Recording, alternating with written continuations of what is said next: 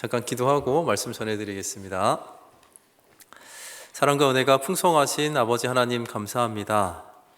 저희를 영원한 죄에서 구원해 주시고 사랑하는 교회 안에 두셔서 은혜와 사랑을 날마다 더해 주시는 것 감사합니다. 저희를 예수님과 똑같은 가치로 예수님의 피로 우리 모든 죄를 다 용서해 주신 것을 저희가 성경을 통해서 깨달았습니다. 그 이후에도 많은 은혜와 사랑을 공급받음에도 불구하고 이 세상을 살다 보면 하나님보다 좋은 것들로 마음이 뺏기며 살 때가 있습니다. 그럴 때마다 이렇게 귀한 교제로 불러 모아 주셔서 이 청년의 때, 이 마지막 시대에 우리가 어떻게 살아야 되는지 또 알게 해주시고 또 교훈해 주심을 감사합니다.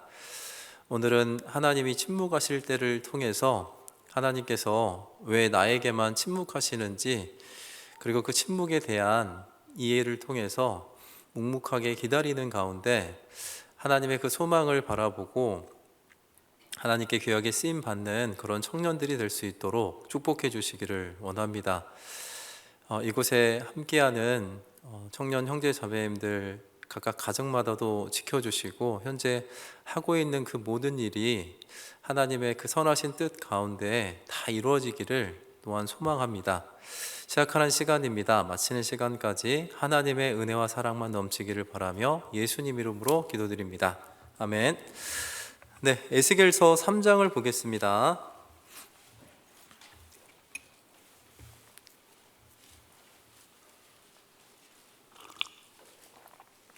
에스겔 3장입니다. 제가 22절부터 천천히 읽어드리도록 하겠습니다. 에스겔 3장 21절부터입니다. 제가 읽어보겠습니다. 여호와께서 권능으로 거기서 내게 임하시고 또 내게 이르시되 일어나 들로 나아가라. 내가 거기서 너와 말하리라 하시기로 내가 일어나 들로 나아가니 여호와의 영광이 거기 머물렀는데 내가 전에 그발 강가에서 보던 영광과 같은지라. 내가 곧 엎드리니 주의 신이 내게 임하사 나를 일으켜 세우시고 내게 말씀하여 가라사대 너는 가서 내 집에 들어가 문을 닫으라. 인자야, 무리가 줄로 너를 동여 매리니 내가 그들 가운데서 나오지 못할 것이라.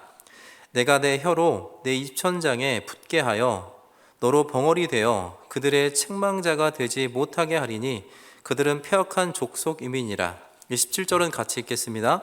그러나 내가 너와 말할 때에 내 입이 열리니 너는 그들에게 이르기를 주 여호와의 말씀이라 하시다 하라.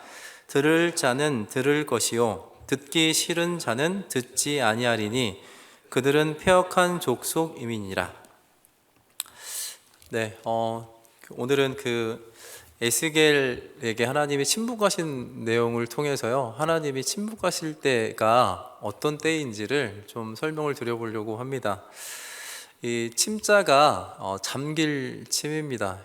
거기에 이제 물수변에 이제 물에 잠기다라는 뜻을 가지고 있는 게 이제 침자거든요.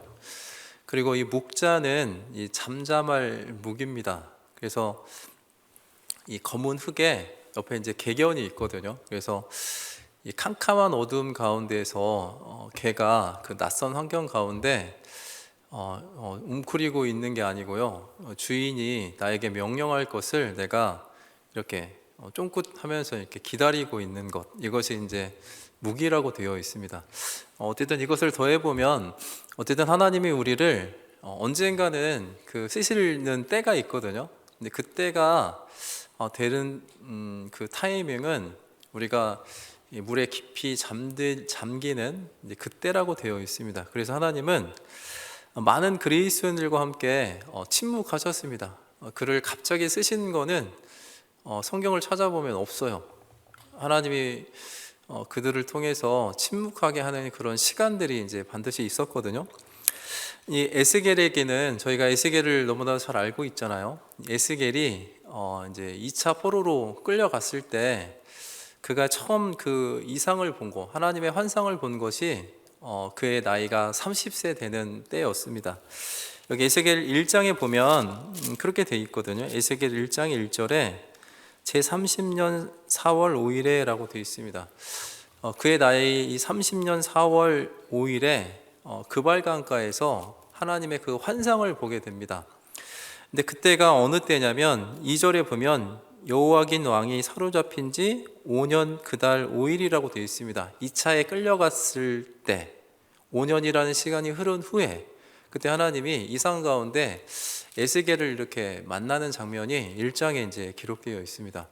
하나님은 그가 포로로 끌려가자마자 곧바로 이렇게 짠 하고 나타나신 게 아니고 5년이라는 시간을 기다리셨다 그발 강가에서 나타나셨는데, 이때 당시만 해도 이스라엘 민족들의 생각은 어떤 생각이었냐면요, 온 지구의 중심, 그거를 이제 온파로스라고 하거든요. 혹시 온파로스 들어보셨어요? 저희 초등학교 때 입었던 그 메이커 옷인데, 온파로스 모르겠는데, 아무튼 그 온파로스 옷이 지금도 팔고 있는데, 그 온파로스가 이 라틴어로 이제 배꼽이라는 뜻을 가지고 있습니다. 중심이거든요. 그러니까 이스라엘의 중심은 지구의 중심은 이제 이스라엘이라고 그들이 생각했고, 이스라엘의 중심은 성전이라고 생각했습니다. 그래서 가장 중심인 그곳에 하나님이 계신다는 그 이스라엘 민족들의 그 자존심 같은 게 있었거든요. 그래서 그들은 성전을 되게 중요시 생각했고, 그 성전을 제사 드리려면 반드시 이제 안식일이 필요했기 때문에 이 두 가지를 엄청 소중하게 생각했습니다. 그런데 저희가 알고 있는 것처럼 바벨론이 1차 침공, 2차 침공, 그리고 지금 3차 침공을 하기 그 직전에 이렇게 그들이 그 시드기야에 의해서 이제 계속 버티는 그런 가운데에서 에스겔은 2차의 포로로 이제 끌려왔습니다. 그래서 그의 생각도 어렸을 때부터 이 사람은 이제 제사장이었기 때문에 예루살렘에 하나님이 계신다고 생각했는데, 이 그발 강가에, 이 그발 강가는 이 바벨론의 그 티그리스 강, 유프레스 강이 흐르는 그 지점에가 이제 그발 강이라는 게 있습니다. 이제 거기에서 포로를 끌려와서 거기서 이제 정착을 하는 가운데에서 이방인 땅인데, 거기서 하나님의 환상을 보게 됩니다. 그래서 하나님이 여기 계신다는 것을 에스겔이 이제 보게 되는 거거든요. 그래서 그것을 보는 순간요, 큰 위로와 힘을 이제 얻었습니다. 하나님이 우리를 버리신 건 아니구나. 그래서 그곳에 이제 하나님이 계시다는 것을 알았는데, 여기 오늘 본문으로 찾았던 3장에 가보면 그렇게 환상을 보고 난 이후에 이제 일주일이라는 시간이 지났습니다. 여기 6절에 보면 7일 후에라고 되어 있거든요. 7일 후에 하나님이 또 이제 나타나셨는데, 그때 어디서 나타나셨냐면 22절에 보시면요, 여호와께서 권능으로 거기서 내게 임하시고 또 내게 이르시되 일어나 들로 나아가라, 내가 거기서 너와 말하리라 하시기로. 하나님이 어디에 나타나셨냐면요, 들에 나타나신다고 하셨습니다. 그래도 이 그발 강가는 많은 사람들이 모여있는 대도시였는데요, 거기를 떠나서 들에 이제 하나님이 만나주겠다고 에스겔을 이제 부르는 장면이 있습니다. 이 들은요, 많은 사람들이 있는 곳이 아닙니다. 광야같이 적막하고 고독한 그곳이 바로 이제 들이거든요. 저희도 마찬가지로 하나님을 알았다 생각하면요, 하나님이 점점 우리를 침묵으로 계속 몰아가신다는 것을 알 수가 있습니다. 처음에는 기도 응답을 많이 들어주시는 것 같고요, 하나님이 나와 함께 하시는 것처럼 느껴지는데, 시간이 점점 지나면 지날수록 하나님은 침묵하신다는 것을 알 수 있거든요. 우리가 정말 쓸쓸한 이런 들 같은 그곳에서 하나님이 만나주시는 내용이 이제 기록되어 있습니다. 하나님은 왜 이 에스겔을 이 들에서 만나주셨냐면, 이유가 그렇습니다. 어떻게 했냐면, 들에서 23절에 보면 이렇게 되어 있잖아요. 내가 일어나 들로 나가니 여호와의 영광이 거기 머물렀는데, 하나님의 영광이 들에 머물러 있었고요, 내가 전에 그발 강가에서 보던 영광과 같은지라라고 되어 있습니다. 똑같은 영광이 들에 임해서 내가 곧 엎드리니라고 되어 있습니다. 에스겔은 그걸 본 순간 이제 엎드렸어요. 그것을 하나님이 보셨고 에스겔에게 뭐라고 말씀하셨냐면, 내 집에 들어가 문을 닫으라고 했습니다. 그래서 그는 선지자로서, 하나님의 이상을 본 사람으로서, 이 앞에 에스겔 3장 앞부분에 보면 이 두루마리를 먹으라고 해서요, 그 두루마리가 너무 달았다고 되어 있습니다. 그래서 에스겔은 하나님의 말씀을 받은 사람이었기 때문에 그가 말하지 않으면요, 너무 답답했을 겁니다. 근데 하나님은 에스겔에게 집에 들어가서 문을 닫으라고 했어요. 그뿐만 아니고 여기 26절에 보면요, 내가 내 혀로 내 입천장에 붙게 하여 너로 벙어리 되어 그들의 책망자가 되지 못하게 하리니 라고 되어 있습니다. 선지자인데, 하나님의 말씀을 전하는 사람인데 벙어리를 만들었습니다. 저희도 막 외치잖아요. 막 복음도 전하고 주변 사람들에게나 이렇게 하나님에 대한 말씀을 전할 때 여기 말씀처럼 마치 그 말씀을 알아주지 않는 분들이 되게 많거든요. 어떻게 보면 내가 말하지만 마치 벙어리인 것처럼, 나를 투명인간처럼 이렇게 취급하는 분들도 있습니다. 어쨌든 하나님은 내가 임의대로, 그러니까 에스겔이 임의대로 말하지 못하게 입을 벙어리로 이제 만들었습니다. 여기 계신 형제 자매님들은 혹시 이런 경험들이 있는지 모르겠습니다. 말을 못할 정도로 신앙생활을 하기가 어려운 적이 있었나요?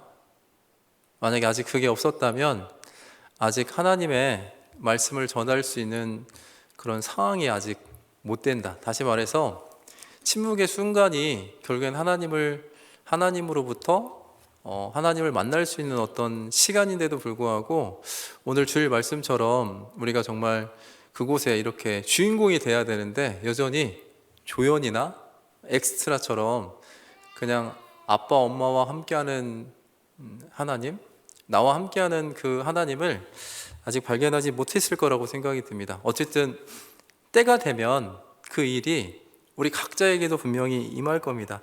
그런데 되게 희망적인 것은 27절에 보면 그러나 내가 너와 말할 때 내 입을 열리니라고 되어 있습니다. 하나님께서 다시 말할 때가 된답니다. 너는 지금 벙어리가 되지만 내가 너에게 말을 할 그때 네 입이 열릴 거라고 되어 있습니다. 그래서 여기에도 보면 이 반드시 때라는 것이 있잖아요. 그래서 성경에 보면 에스겔이 정확하게 7년 6개월이라는 시간 동안에 벙어리가 되었다가 예루살렘 성이 이렇게 함락이 되자마자 그의 입이 이렇게 열리는 그런 일이 있었습니다.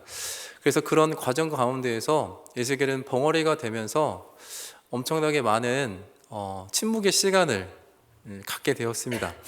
저희도 마찬가지로 그런 침묵의 시간을 지금 현재 통과 중에 있는 형제 자매님들이 계신다면 너무 좌절하지 마시고 너무 낙담하지 마시고 하나님께서 분명히 우리에게 말할 때가 있습니다. 그때 우리가 반응을 하고 그때 우리 그리스도인으로서 하나님 앞에 더 귀하게 쓰임을 받았으면 좋겠습니다. 아까 말씀드렸던 이 침묵은 물에 이제 잠기는 것을 말한다 했잖아요. 우리의 마음이 분주할 때가 있어요. 마음이 막 이렇게 요동을 칠 때가 있거든요. 그때는 하나님이 잠겨야 된다. 침착해야 된다. 그래서 말씀을 통해서 내 마음을 계속 이렇게 잠재우시는 것을 우리가 느낍니다. 우리의 자아가 막 드러나는 거 있잖아요. 우리의 색깔이 막 빨간색, 노란색, 파란색 이렇게 막 색깔이 드러나는 그때 하나님이 쓰시는 게 아닙니다. 그때 잠잠할 수 있게끔 이렇게 침착하게 할 수 있게끔 이렇게 하시는 게 있습니다. 그게 이제 흙탕물이 점점 가라앉으면 이렇게 맑은 물이 되는 것처럼 그런 우리 자아를 그렇게 묶어두는 게 있고요. 그리고 아까 말씀드렸던 그 묵 앞에 그 검은 흙에 계연이라고 했죠. 그 흙은 검은색이잖아요. 검은색. 이 검은색의 뜻은 어떤 색깔도 아닌 색이 바로 검은색입니다. 그런데 그 검은색은 모든 색깔을 다 가지고 있는 색이기도 합니다.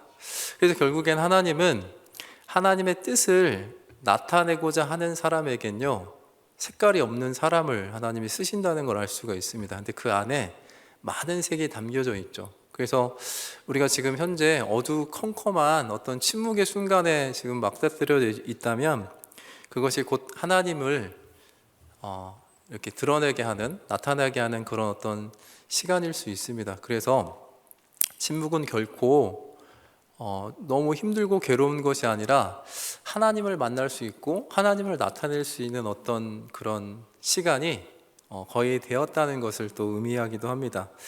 그래서 그렇게 하나님이 침묵하실 때 우리는 어떻게 해야 되냐면요, 이 주파수를 이렇게 하나님 쪽으로 이렇게 가까이 이렇게 돼야 되겠죠. 그래서 여기 시편을 한번 찾아보겠습니다. 시편 62편입니다.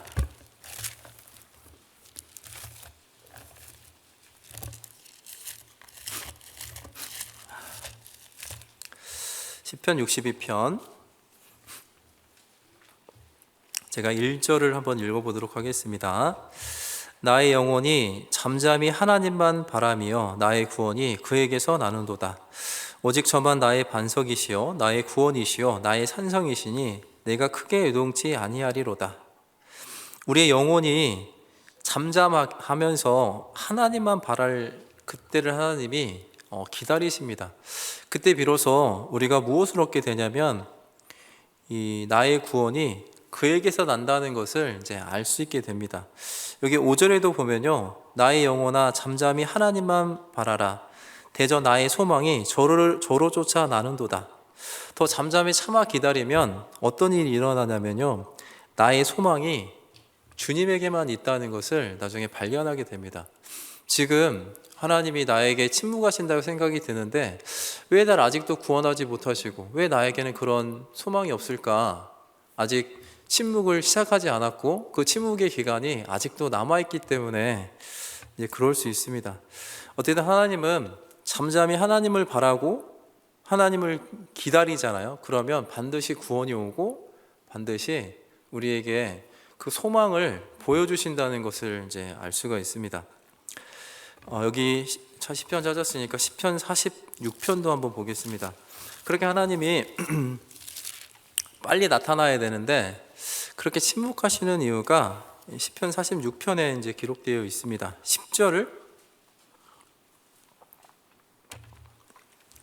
제가 10절을 한번 읽어봐 드리도록 하겠습니다. 시편 46편 10절입니다. 이르시기를 너희는 가만히 있어 내가 하나님 됨을 알지어다. 내가 열방과 세계 중에서 높임을 받으리라 하시도다. 우리가 해야 되는 것은요, 여기 말씀처럼 가만히 있는 겁니다. 내가 지금 살아있는 것처럼 막 움직이잖아요. 그러면 나를 통해서 내가 드러날까요? 하나님이 드러날까요? 하나님이 드러나시겠죠. 그래서 하나님이 우리가 정말 가만히 있을 때까지 사실 기다리시거든요. 그렇게 가만히 있어야지 비로소 내가 하나님 됨을 안다고 되어 있습니다.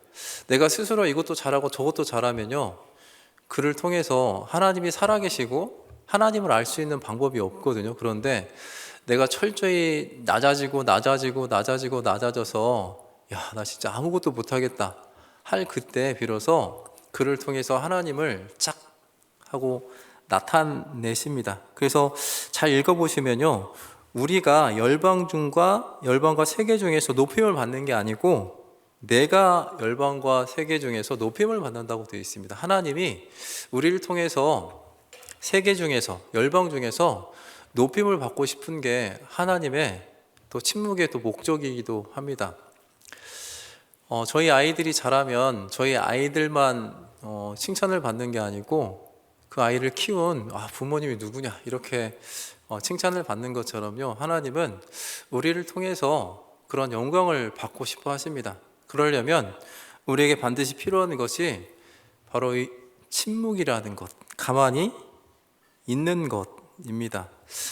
성경에 보면 이 설라발치고요, 정말 열심히 특심이었던 사람이 있었습니다. 저희가 알고 있는 엘리야라는 선지자였죠.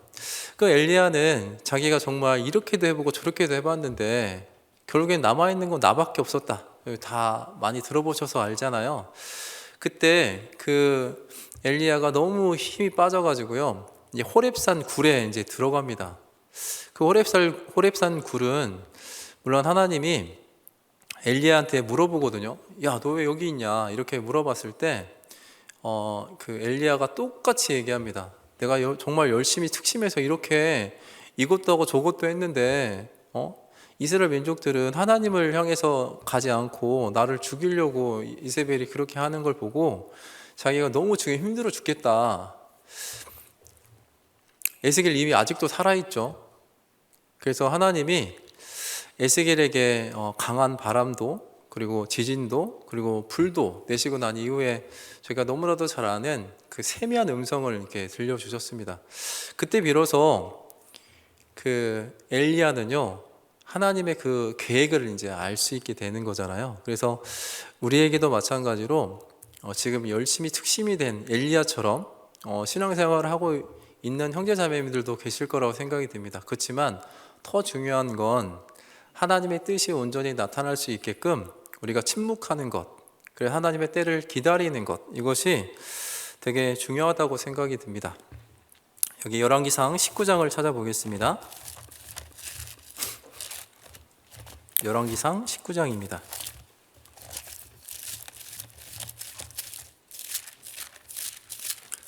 이제 20분 지났는데 벌써 한 20명이 주무시는 것 같아요. 주무실 거면 저기 옆에 제가 누워서 주무시도록 제가 해드릴 테니까 여기 옆에서 발 뻗고 누워 계셔요. 네, 농담입니다. 농담. 열왕기상 19장입니다. 19장 10절을 보겠습니다. 10절 제가 읽어보겠습니다. 저가 대답하되 내가 만군의 하나님 여호와를 위하여 열심히 특심하오니 이는 이스라엘 자손이 주의 언약을 버리고 주의 단을 헐며 칼로 주의 선지자들을 죽였으며 오며 오직 나만 남았거늘 저희가 내 생명을 찾아 취하려 하나이다. 엘리야는 지금 침묵을 하고 있는 걸까요? 아니면 마음이 지금 분주하고 있는 걸까요? 분주하고 있는 거죠. 여기 보시면 내가 만군의 하나님 여호와를 위하여라고 되어 있습니다. 자기가 무언가 하나님께 무언가 하고 있다고 생각을 하고 있잖아요. 그러면 하나님은 침묵하십니다. 그래서 하나님께서 여기 11절에 뭐라고 하셨냐면 여호와께서 가라사대 너는 나가서 여호와의 앞에서 산에 섰으라 이렇게 했습니다. 지금 엘리야는요 어디에 지금 들어가 있냐면 이 굴 속에 들어가 있잖아요. 그래서 거기서 나오라고 했는데도 불구하고 그는 하나님의 음성은 듣지 못하고 여전히 자기 생각에 빠져 있는 그런 모습을 보게 됩니다. 그래서 하나님이 강한 바람 그리고 산을 가르고 이 바위를 부수고 그리고 바람 가운데서 하나님이 계시지 않는 것을 그 엘리야가 보는 가운데서요 마지막에 이 불 후에 12절 밑에 부분에 이 세미한 소리를 들었다고 되어 있습니다. 이 세미한 소리가 아까 말씀드린 것처럼 우리가 이 주파수를 정확하게 하나님께 맞추는 겁니다. 지금 나의 삶이 여기저기 분주한 삶을 살잖아요. 그러면 그런 잡음 때문에 정확하게 하나님의 그 세미한 음성을 듣지 못하거든요. 그럴 때 하나님은 에스겔에게 그발 강가에 있던 그 영광이 들로 간 것처럼요 우리를 또 다른 장소로 부르신다는 걸 알 수 있습니다. 그럴 때 우리가 과감하게 하나님의 말씀대로 그곳을 가셔야죠. 두려워하지 마시고 그곳에 가면 뻔하잖아요. 무엇이 기다리고 있을까요? 고난이 기다리고 있겠죠. 집에 들어가서 가만히 있는 가운데 입이 벙어리가 되는 가운데 자기가 사람인데 말도 못하고 그렇게 있는 것 자체가 너무너무 고통스러웠을 건데 에스겔은 그런 마음을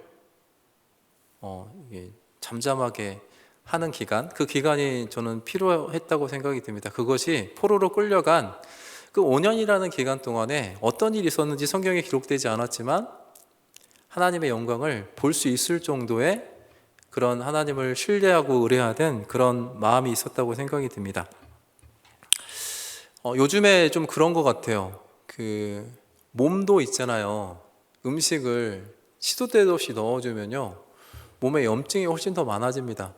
오토파지 기능이라고 해서 몸을 단식하잖아요. 몸에 들어오는 것을 좀 막아주면 몸에 있는 그 병든 세포들을 이렇게 자가 포식하는 그런 기능이 켜진답니다. 그래서 몸도요 맨날 음식을 넣어주는 것이 아니라 일정한 기간 동안 이 단식하는 것도 필요하고 그게 이제 몸만 그러는 게 아니고 혼도 마찬가지인 것 같아요. 요즘에 혼이 정신이 없으시죠? 막 지식, 감정, 의지를 막 혼에다 계속 넣어주니까 너무 정신이 없으시잖아요. 그래서 때로는 나에게 그 넣어주시는 지식, 그리고 감정, 그 의지가 항상 있는 게 좋은 건 또 아닌 것 같습니다. 어떨 때는 또 이렇게 절제도 하고 또 이렇게 과감하게 또 조용한 곳에 가는 게 참 중요한 것 같아요. 이 영적인 부분도 마찬가지인 것 같습니다. 하나님이 지금도 분명히 하나님의 음성이 들리는데도 불구하고 너무 정신없게 영적인 부분에서 막 이 말씀 들었다가 요 말씀 들었다가 이렇게 반복적으로 하다 보면요, 정작 들어야 될 말씀을 제대로 듣지 못하는 경우가 있습니다. 그럴 땐 요즘에 기도를 하시고 계시는지는 모르겠지만 기도 당연히 하겠죠. 제가 말씀드리는 기도는 정말 골방에서 아무 소리 들리지 않은 그곳에서 아무 말 하지 않고 무릎 꿇고 10분 정도 이렇게 눈을 감고 있어 보십시오.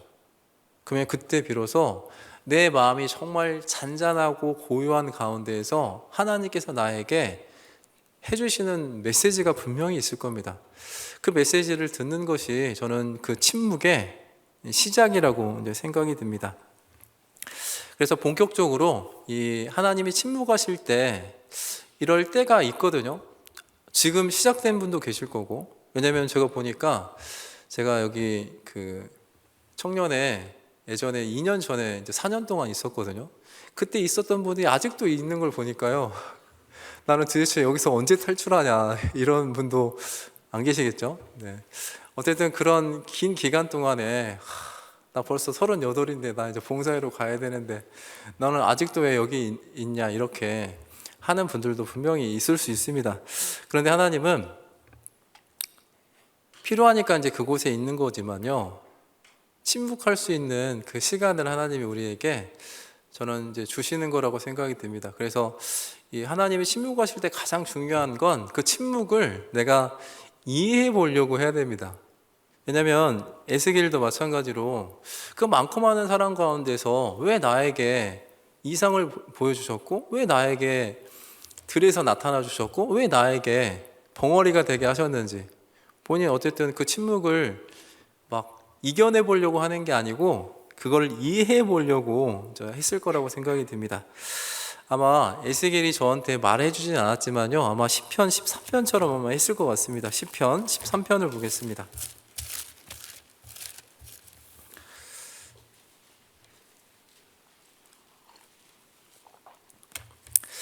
시편 13편 제가 1절부터 읽어봐 드리도록 하겠습니다. 여호와여, 어느 때까지니이까? 나를 영영히 잊으시나이까? 주의 얼굴을 나에게서 언제까지 숨기시겠나이까? 내가 나의 영혼에 경영하고 종일토록 마음에 근심하기를 어느 때까지 하오며 내 원수가 나를 쳐서 자긍하기를 어느 때까지 하리이까? 여기 보면요, 다윗이 어느 때까지를 4번을 반복을 합니다. 그 정도로 너무너무 고통스러운 그런 시간들이었던 모양이에요. 저도 지금도 청년처럼 보이지만 저도 청년의 때가 있었거든요. 그 청년의 때가 왜 이렇게 긴지, 나도 빨리 봉사회로 가고 싶은데, 근데 그 청년의 때가 지나갔어요. 그래서 이제 전도인이 돼서 광주에 와보니까 또 청년에서 4년 동안 있으면서요, 물론 즐거울 때도 있었고 너무 감사할 때도 있었는데, 그 4년차 됐을 때는 너무너무 힘들었습니다. 이것도 못하고 저것도 못하고 그냥 거기에서 있는 그 시간이 있었거든요. 근데 이렇게 뭐 다윗처럼 어느 때까지냐 이렇게 부르짖진 않았지만, 어쨌든 여기 계신 형제 자매님들에게도 다윗과 같은 그런 마음처럼요, 내가 어느 때까지 이렇게 하냐, 이렇게 부르짖는 그런 때만 갖지 마시고, 그 밑에 5절에 보면요, 그렇게 부르짖음이 있었기 때문에 5절, 나는 오직 주의 인자하심을 의뢰하였사오니 내 마음은 주의 구원을 기뻐하리이다. 내가 여호와를 찬송하리니 이는 나를 후대하심이로다 라고 되어 있습니다. 그의 결말은 무엇이냐면요, 하나님이 나를 구원해 주실 거라는 그런 소망을 갖는 것, 그리고 하나님께 찬송을 하는 그런 마음으로 바뀐다는 겁니다. 사실은 제 마음속에도요, 그 얼마 전에 누구지? 정진관 목사님이 청년회로 다시 안 오냐고 그랬습니다. 불러야 가죠. 불러야. 농담입니다. 어쨌든 이 광주교회 청년회가 정말 잘 됐으면 하는 그런 마음에 저도 이제 항상 있는데, 지금은 항상 이 찬송을 합니다. 그 청년회 이제 그 전도인들 보면 되게 바쁘시잖아요. 어느 때 어떻게 바쁜지를 이제 아니까 마음 한편으로는 되게 안쓰럽고 좀 고생이 많구나 이렇게 하지만, 저에게는 지금 구원의 시간이고, 네, 저에게는 찬송의 시간이기도 합니다. 죄송합니다. 어쨌든 그런 침묵의 시간이 우리 각자에게도 있다는 거죠. 그렇지만 하나님은 우리에게 부르짖게 하시고, 그리고 끊임없이 내 자아를 계속 무너뜨리는 가운데서 내가 그곳에 여전히 있으면서도요, 구원의 기쁨을 누릴 수 있고 찬양을 할 수 있는 그때가 되면 그 장소에서 또 다른 곳으로 옮겨주시는 그런 일이 분명히 있을 겁니다. 하나님은 하시는 그 침묵이 무능력해서 하시는 게 아니에요. 하나님이 침묵하신 것 중에 가장 하이라이트의 침묵은 여기 찾아보겠습니다. 마태복음 27장입니다. 아마 이때 하나님 마음이 가장 찢어지고 아프셨을 것 같아요. 17장 45절입니다. 45절, 27장 45절입니다. 45절, 46절을 제가 천천히 읽어봐 드리도록 하겠습니다. 제 6시로부터 온 땅에 어둠이 임하여 제 9시까지 계속하더니. 지금 이 상황은요, 예수님이 십자가에 못 박혀서 엄청 고통을 당하고 있는 그 순간입니다. 그래서 온 땅에 어둠이 임했어요. 이제 곧 예수님이 죽기 직전까지 가셨거든요. 그래서 46절에 보면 제 9시쯤에 예수께서 크게 소리질러 가라사대 엘리 엘리 라마 사박다니 하시니, 이는 곧 나의 하나님 나의 하나님 어찌하여 나를 버리셨나이까 하는 뜻이라 라고 되어 있습니다. 하나님이 무능력하기 때문에 침묵하시는 게 아니고, 침묵하시는 이유는 하나님이 침묵해야 예수님을 통해서 이 부활을 우리가 경험할 수 있잖아요. 우리의 생명이 어떻게 구원되실지를 알기 때문에 하나님의 아들인 예수님이 정말 고통스러워도 침묵하셨습니다. 이걸 보면요, 하나님 우리에게 하시는 그 침묵은 결코 무관심이 아닙니다. 정말 사랑하시는 가운데서 하시는 거예요. 저희 아이들도 그때그때마다 필요한 것들을 다 주잖아요. 아마 엄청 교만할 겁니다. 근데 정말 사주고 싶고 해주고 싶어도요, 참고 기다리고 자존심 상하게 일부러 하는 건 아니지만 때로는 자존심도 상하고 그렇게 하는 가운데서 나중에 이제 그렇게 그들이 필요한 것들을 이렇게 채워줬을 때 거기서 오는 그 성장이 있잖아요. 그 기다림의 성장, 침묵의 성장, 이런 것들이 인간인 저도 이렇게 알고 즉각 바로 안 주는데, 하나님도 마찬가지로 우리를 너무 정확하게 아시기 때문에 이 하나님의 그 침묵하실 때는요, 지금 가장 완벽할 때를 기다리고 계시는 거기 때문에 너무 흔들리지 마시고 지금 하고 있는 일을 묵묵하게 잠겨 있다면 더 잠기는 것이 필요한 것 같아요. 그렇지만 그 이 개가 이렇게 주인의 명령을 기다리려고 이렇게 눈을 쫑긋 세우고 이렇게 준비하고 있는 것처럼요, 철부덕 앉지 마시고 또 경계하는 가운데서 내 자신을 정말 낮추는 것, 이것이 너무나도 필요하다고 생각이 듭니다. 그래서 하나님은 그러는 가운데에서 하나님의 영광도 나타내지만 그를 통해서 하나님의 계획도 또 보여주시기도 합니다.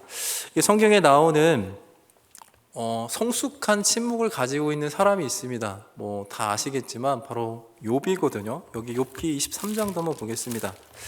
욥은 그때 당시에 하나님을 너무나도 가깝게 사귀었고, 그리고 하나님을 가장 잘 나타내고 있는 사람이었는데, 욥을 이렇게 시험하게 하나님이 내어주신 이유가 있습니다. 여기 욥기 23장인데요. 욥은 하나님께 계속 부르짖고 있었습니다. 그러다가 욥기 23장 제가 2절부터 한번 읽어보겠습니다. 내가 오늘도 혹독히 원망하니 받는 재앙이 탄식보다 중함이니이다. 그의 그 인생이요 너무너무 괴롭고 힘들었습니다. 뭐 아이도 다 잃어버리고 재산도 다 잃어버리고 건강도 다 잃어버리고 자기 아내는 자기를 버렸고 그런 마음 가운데서 너무너무 힘들었는데 더 힘들었던 이유는 그렇게 자기를 위로해 주러 왔던 그 친구들이 자기가 도덕적으로 여러 가지 흠이 있다는 것을 계속 공격하는 가운데 그는 너무너무 괴롭고 힘들었을 겁니다. 그런데 더 힘들었던 것은 3절이잖아요. 내가 어찌하면 하나님 발견할 곳을 알고 그리하면 그 보좌 앞에 나아가서 그 앞에서 호소하여 변백할 말을 입에 채우고 이렇게 하면서요 하나님께 정말 나아가고 싶은 그런 마음이 있었거든요. 자기는 정말 억울한 마음도 있었고 왜 내가 이런 고난을 당하는지에 대해서 하나님 앞에 나아가고 싶었는데 8절에 보시면요 그런데 내가 앞으로 가도 그가 아니 계시고 뒤로 가도 보이지 아니하며 그가 왼편에서 일하시나 내가 만날 수 없고 그가 오른편으로 돌이키시나 배울 수 없구나 라고 되어 있습니다. 하나님이 짠 하고 나타나시는 게 아니고요 침묵하셨습니다. 침묵.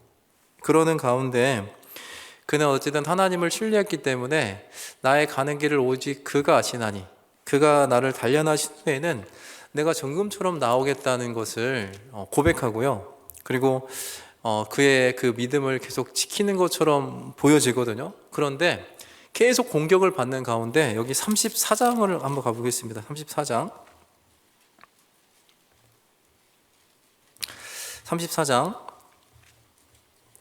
5절 제가 읽어보겠습니다. 욥이 말하기를 내가 의로우나 하나님이 내 의를 제하셨고 내가 정직하나 거짓말쟁이가 되었고 나는 허물이 없으나 내 상처가 낫지 못하게 되었노라 하니라고 되어 있습니다. 욥은요 은연중에 자기가 정말 정직하고 의롭고 하나님 혹시 실수한 거 아닐까? 이럴 정도로요 하나님을 계속 오해하기 시작했습니다. 그러면서 자기를 계속 돌이키고 이런 일들이 있었거든요. 그러는 가운데 그 엘리후라는 사람이 정확하게 이제 꼬집는 내용이 있습니다. 여기 욥기 37장입니다. 37장 여기 23절입니다. 23절 제가 읽어보겠습니다. 전능자를 우리가 측량할 수 없나니 그는 권능이 지극히 크사 심판이나 무한한 공의를 굽히지 아니하심이니라.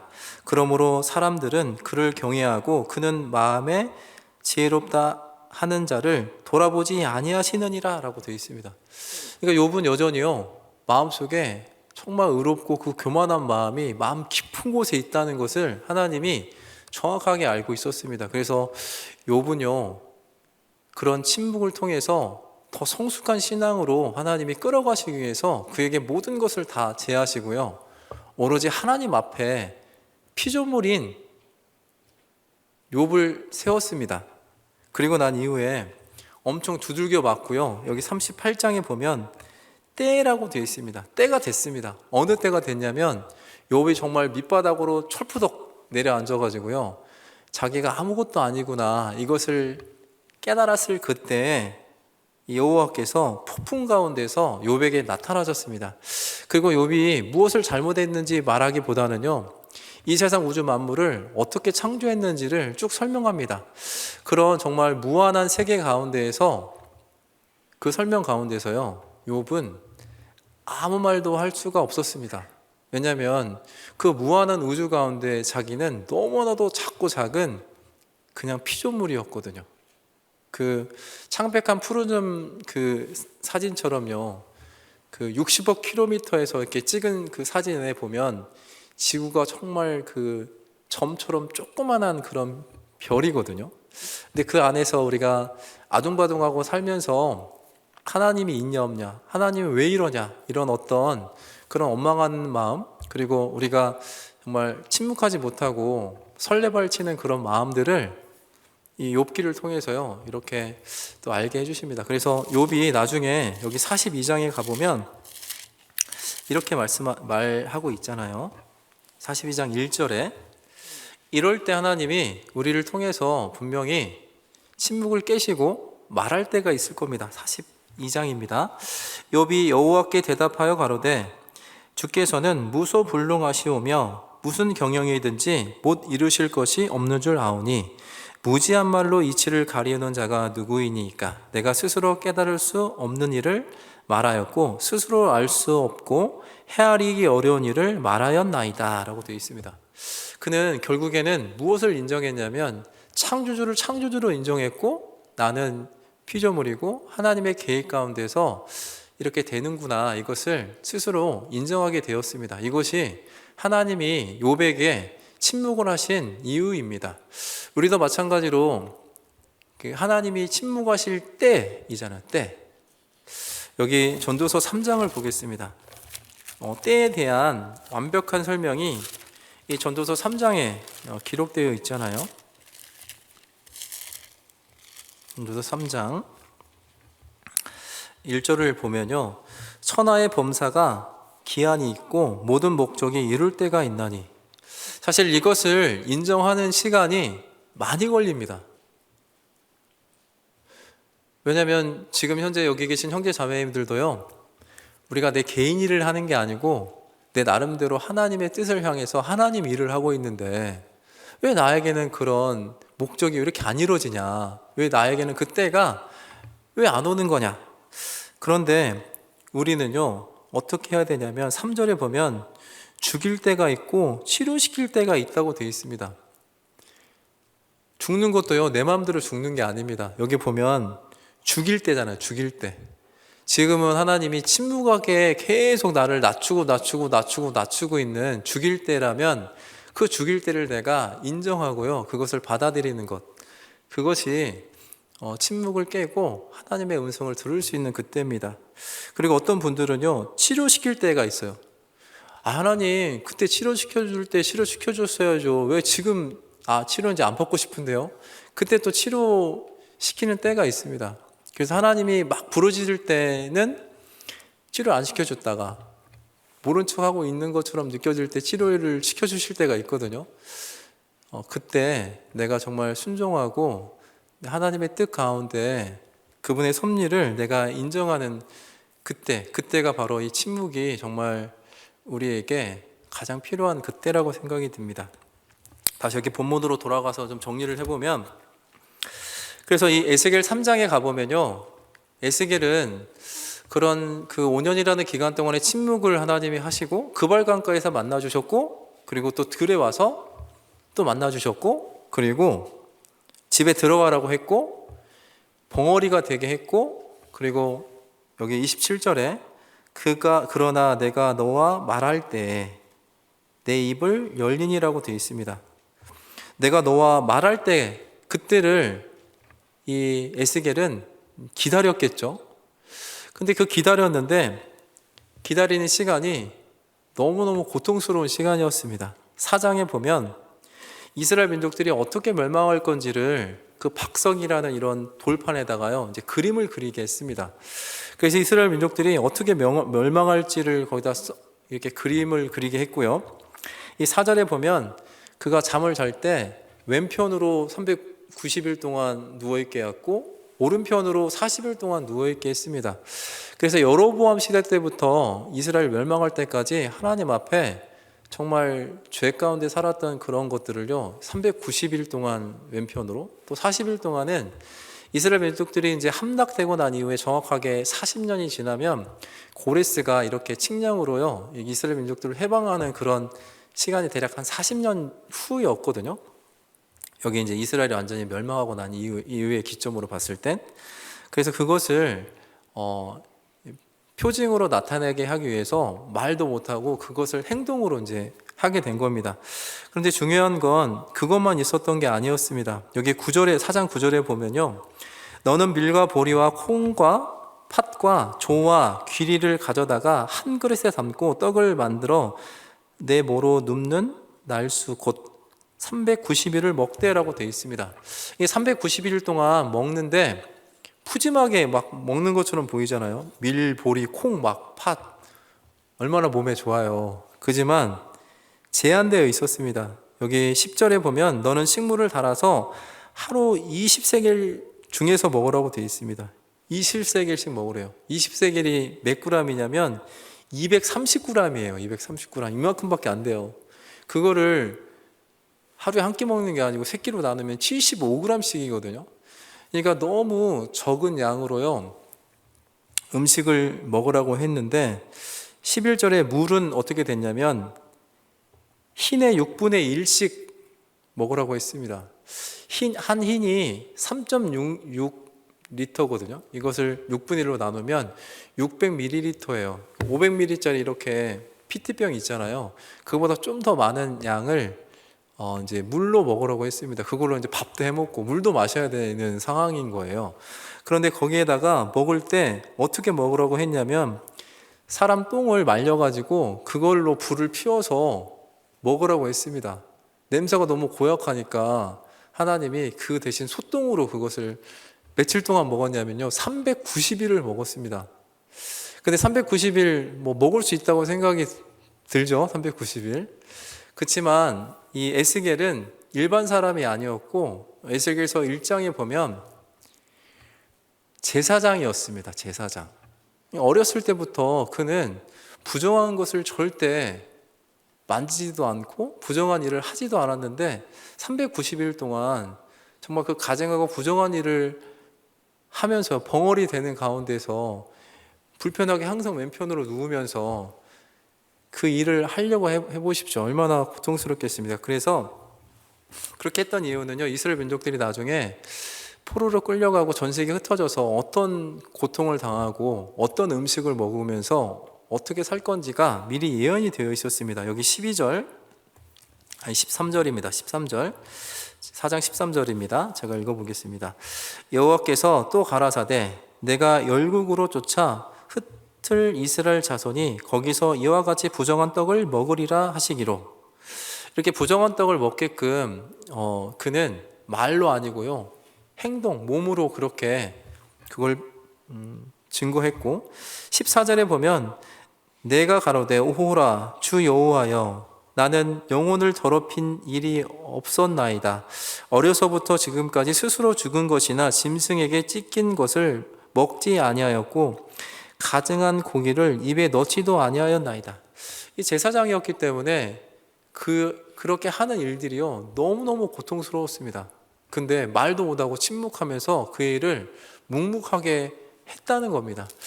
근데 이것만 있었던 게 아니고요 5장에 가보면 하나님이 에스겔에게 날카로운 칼로요 자기의 머리를 다 자르고요 수염도 다 깎으라고 되어 있습니다. 이 머리하고 수염은요 특히나 수염은 이 남자의 상징이기도 하고 또 영광의 상징이기도 한데 그 영광이 정말 수치가 다 드러나는 그런 일이었거든요. 그래서 그것을 3분의 1, 3분의 1, 3분의 1을 나눠서 3분의 1은 어디다 싸서 두라고 했고 하나는 공중에 날려서 칼로 이렇게 하라고 했고 하나는 불에 태우라고 했거든요. 그렇게 하는 가운데 이스라엘 민족들이 어떻게 되냐면 여기 12절에 보시면 5장 12절입니다. 제가 읽어보면 너희 가운데서 3분의 1은 온역으로 죽으며 기근으로 멸망할 것이요 3분의 1은 너희 사방에서 칼에 엎드려질 것이며 3분의 1은 내가 사방에 흩고 또 그 뒤를 따라 칼을 빼리라. 그래서 이스라엘 민족들이 어떻게 멸망할 건지를 에스겔의 몸을 통해서요 이게 적나라하게 보여주는 그런 장면이 5장에 등장합니다. 그래서 에스겔은 너무너무 힘들었겠잖아요. 말도 못하고 하나님이 명령한 대로 그 일을 묵묵하게 했습니다. 근데 여기까지는 참 좋았는데 여기 24장으로 가보겠습니다.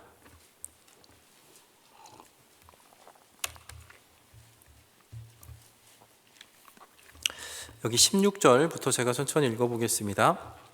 인자야 내가 내 눈에 기뻐하는 것을 한 번 쳐서 빼앗으리니 너는 슬퍼하거나 울거나 눈물을 흘리거나 하지 말며 죽은 자들을 위하여 슬퍼하지 말고 종용이 탄식하며 수건으로 머리를 동이고 발에 신을 신고 입술을 가리우지 말고 사람의 부의하는 식물을 먹지 말라 하신지라. 18절은 같이 읽어보겠습니다.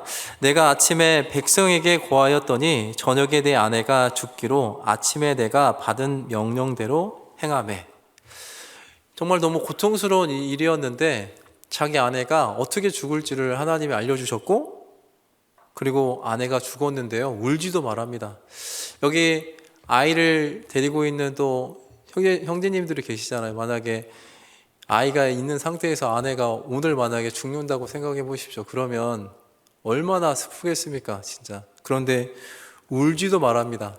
그래서 에스겔은 정말 하나님의 그 침묵 가운데 너무나도 고통스러웠을 겁니다. 왜 나에게 단지 선지자라는 그 이름 때문에 왜 나에게 이런 어려운 일들을 계속 행하게 하실까? 그래서 에스겔을 보면요, 너무너무 이 사람들이 봤을 때 이상하게 봤을 겁니다.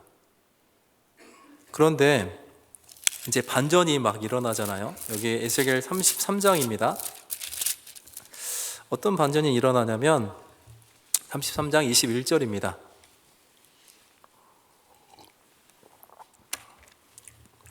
33장 21절 제가 읽어보겠습니다. 우리가 사로잡힌 지 12년 10월 5일. 사로잡힌 지 12년이니까 5년, 사로잡힌 지 5년 때 하나님 말씀이 임했으니까 대략 7년 6개월, 정확하게 7년 6개월이거든요. 에루살렘으로부터 도망하여 온 자가 내가 나와 말하기를 그 성이 함락되었다 하였는데, 그 도망한 자가 내게 나오기 전날 저녁에 여호와의 손이 내게 임하여 내 입을 여시더니 다음날 아침 그 사람이 내게 나올 임시에 내 입이 열리기로 내가 다시는 잠잠하지 아니하였노라라고 되어 있습니다. 그러니까 7년 6개월 동안 몸으로 그렇게 행동하고 난 다음에 그의 입이 열리기 시작했습니다. 그리고 그는 무슨 메시지를 전했을까요? 멸망의 메시지가 아닌 희망의 메시지, 소망의 메시지를 이제 전했다는 걸 알 수가 있습니다. 그래서 에스겔 36장은 땅이 어떻게 회복될 건지를 그가 보고 말로 예언을 했고요. 37장은 이스라엘 민족들이 정말 함락되고 뿔뿔이 터져서 3분의 1, 3분의 1, 3분의 1이 어떻게 멸망할 건지를 보여줬기 때문에 그들이 어떻게 쫄딱 망했는데, 37장은 그 마른 뼈가 어떻게 서로 연결되고 살이 붙고 생기가 그 안에 들어가서 그렇게 큰 군대가 되는 것을 에스겔이 보게 됐습니다. 완전 절망 가운데에서 정말 그 소망을 보게 된 거잖아요. 그래서 그렇게 하는 가운데 에스겔은 정확하게 사로잡힌 지 27년, 정확하게 22년 동안요, 선지자로서 하나님의 그 이상을 계속 보는 가운데 이스라엘 민족들에게 소망을 계속 주었다는 걸 알 수가 있습니다. 그래서 우리 주변에도 정말 형통한 형제자매님들도 있습니다. 막 부모님들 다 구원받고 집도 정말 잘 살고 좋은 차 막 타고 다니고 너무 좋게 지내는 분이 있는가 반면에, 어떤 분들은 정말 열심히 신앙생활하고 최선을 다하는데도 불구하고 너무너무 고통스럽고 힘들고 어려운 순간들을 계속 겪는 분이 있어요. 근데 그것이 끝이 아니잖아요. 하나님은 반드시 그렇게 그 그리스도를 통해서 침묵을 하시는 가운데서 반드시 침묵을 깨는 그 날이 있을 겁니다. 그 날이 에스겔에게 그 입을 여시고 환상을 보여줬던 것처럼 그에게는 정말 절벽 같은 그곳에서 가장 큰 소망을 볼 수 있는 그런 기회가 주어질 겁니다. 그래서 청년에 아직도 탈출 못 해가지고 힘들고 어려워하지 마시고요, 끝해가 되면 그때 정말 소망 같은 이상을 보게 될 겁니다. 그렇구나, 이것을 위해서 내가 이곳에 지금까지 있었구나, 그런 일들을 분명히 보시게 될 겁니다. 그래서 이제 그 마른 뼈가 이제 살아나서 극히 큰 군대만 된 것이 아니라 이 40장에 가보면요, 더 놀라운 환상을 이제 보여줍니다. 그것이 그가 이제 높은 산으로 가서 무엇을 보냐면 성전을 보게 되거든요. 이미 함락대에서 성전이 다 무너졌는데 새로운 성전을 보게 되고, 그 성전에서 여러 가지 모습을 보는데요. 문지방에서 물이 솟아 흘러나오는 것을 보게 됩니다. 그것이 47장이잖아요. 그래서 그 물이 솟아나와서 물이 처음에는 발목까지 이르고, 그리고 무릎까지 이르고, 허리까지 이르고, 온 몸에 물이 다 이렇게 잠길 정도로 큰 강물이 되는 모습을 에스겔 47장에서 보게 됩니다.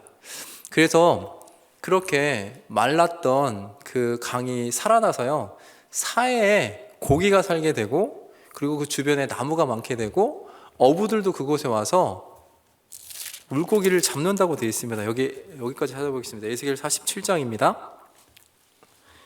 이제 다 됐어요. 이제 2분만 할게요. 에스겔 47장. 네. 에스겔 47장 9절입니다. 9절. 제가 읽어보겠습니다. 이 강물이 이르는 곳마다 번성하는 모든 생물이 살고 또 고기가 심히 많으리니 이 물이 들어가므로 바닷물이 소성함을 얻겠고 그 강이 이르는 각처에 모든 것이 살 것이며 라고 되어 있습니다. 그래서 에스겔은 어디까지 보게 되냐면 천년왕국까지 보게 되는 거잖아요. 그래서 우리에게 하나님이 주시는 소망은 이 땅에서 고생하다가 지질이 고생하다 끝이 아니라 저 천국의 소망을 두고 있는 겁니다. 그래서 가장 마지막에 에스겔 48장에 되게 유명한 말씀이잖아요. 여기 48장 끝에 여기 35절은 같이 한번 읽어보도록 하겠습니다. 그 사면 도합이 1만 8천 척이라. 그날 후로는 그 성읍의 이름을 여호와 삼마라 하리라. 우리가 알고 있는 그 성읍의 이름이 여호와 삼마입니다. 하나님께서 거기 계신다. 하나님이 거기 계시다라는 뜻을 가지고 있잖아요. 하나님은 한 번도 우리가 힘들고 어려울 때 끝까지 침묵하셨던 건 아닙니다. 결국에는 하나님이 거기 계신다는 것을 정확하게 알려주고 계셔요. 우리가 죽으면 어디로 가죠? 천국에 가잖아요. 현재 우리가 임원을 하고 있고, 내가 전도를 하고 있고, 봉사를 하고 있고, 교제를 하고 있고, 이런 걸로 기뻐하지 마시고 내 이름이 천국에 기록된 걸로 기뻐하시면 좋겠습니다. 거기에 우리가 초점을 딱 두고요. 우리는 어디로 가야 되냐면 천국으로 가는 거잖아요. 그게 희망이 아니고 팩트고 그게 우리의 소망이잖아요. 그래서 하나님이 거기 계신다는 것을 우리의 그 마음 깊은 곳에 에스겔이 깨달은 것처럼요. 지금 침묵하신다고 너무 좌절하지 않고 또 힘들어하지 마시고 소망을 가지고 또 남은 청년을 좀 잘 살아보면 좋겠습니다. 기도하고 마치겠습니다. 기도하는 거 맞죠? 네, 기도하겠습니다. 하나님 감사합니다. 오늘 청년 주일 말씀을 통해서 하나님께서 에스겔의 그런 정말 어려운 삶이 우리 각자에게 주어졌을 때 우리가 침묵함으로 우리 자아를 잠잠하게 하는 가운데 하나님의 구원과 하나님의 소망이 그 침묵을 통해서 나타날 수 있도록 도와주시기를 원합니다. 현재 힘들고 어려운 그런 상황들이 하나님이 반드시 우리의 입을 열어주시고 우리의 환경을 바꿔주실 것을 믿고 감사하며 현재의 삶을 묵묵히 살아갈 수 있도록 힘을 주시기를 원합니다. 이 시간에 또 청년의 모두회로 함께 또 간증하고 교제하는 시간이 있습니다. 그걸 통해서 또한 우리의 마음을 깨끗하게 해주시고 또 힘을 주시기를 간절히 원하며 예수님 이름으로 기도드립니다. 아멘.